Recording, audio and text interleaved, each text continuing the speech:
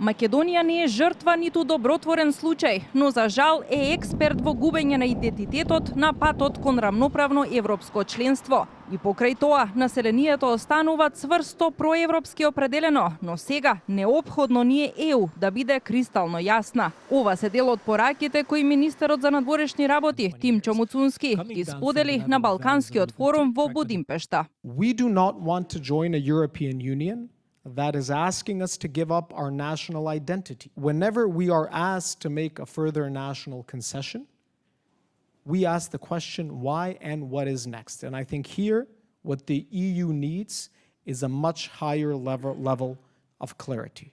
Sadly, I don't even know if we're in the waiting room or outside of the waiting room waiting to come into the waiting room.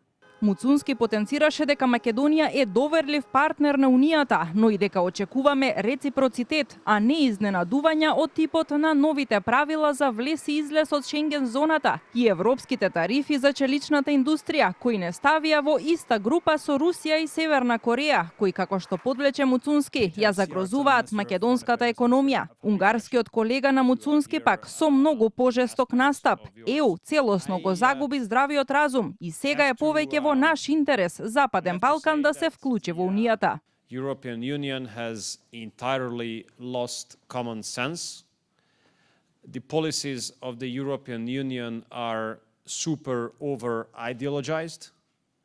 And as an outcome of this phenomenon, European Union has lost its significance. Now European Union needs some freshness, some dynamism, some energy, which would bring back some strength to the European Union.